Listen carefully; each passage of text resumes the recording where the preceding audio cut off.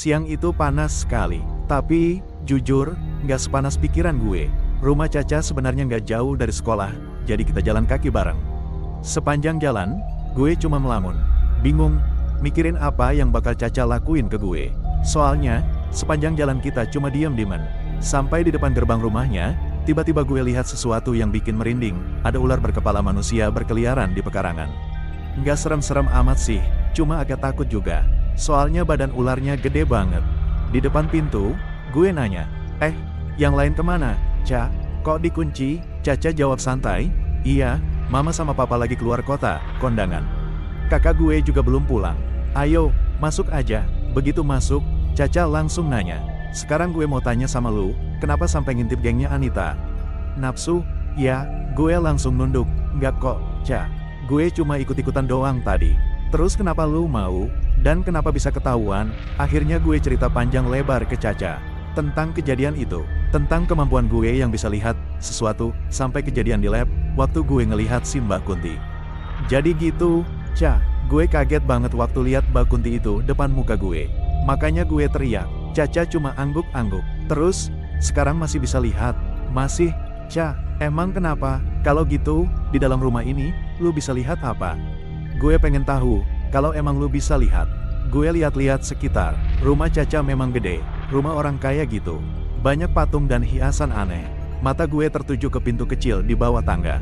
Kayaknya ada sesuatu di sana. Tapi gue nggak bisa lihat jelas. Ca, itu, di bawah tangga kayaknya ada sesuatu. Tapi gue cuma dapat feelingnya doang. Caca ngangguk, bener, yang di pekarangan lu lihat, tapi masa di dalam nggak? Gue juga bisa lihat, sebenarnya. Tapi dibatasi bokap gue udah bisa lihat Mbak Kunti dari kelas 1.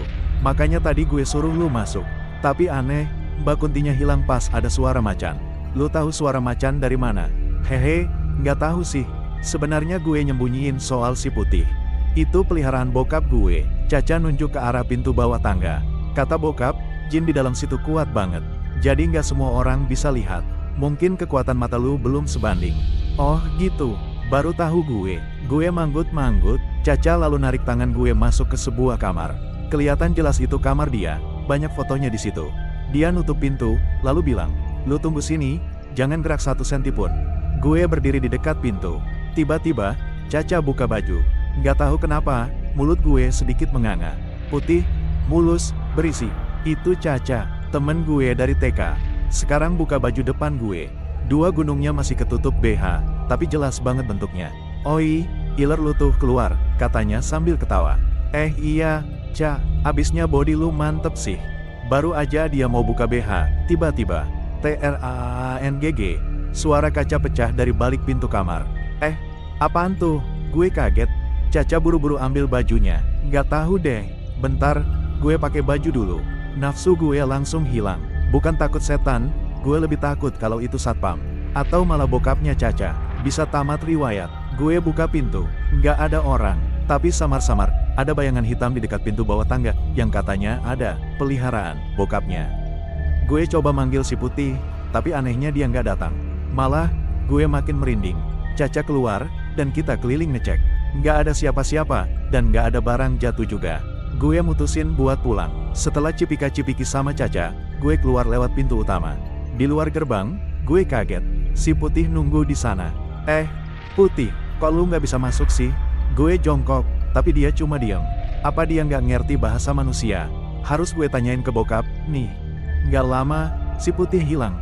Sampai rumah, gue langsung ke bokap. Gue tanya soal si putih. Ternyata, dia punya nama, dan nggak suka dipanggil si putih. Tapi di sini, gue samarkan aja ya. Sebut aja, Mbah Put. Dan soal kejadian di rumah Caca, bokap ternyata udah tahu. Untungnya, Mbah Put belum masuk rumah, jadi dia nggak tahu kejadian yang di dalam.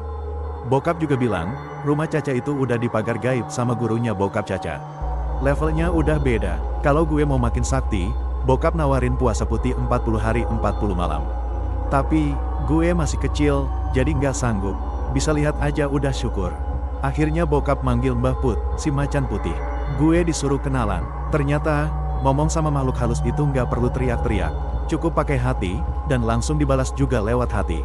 Mbah Put ini jin baik, dan ternyata dia bersemayam di salah satu keris yang dipegang bokap gue.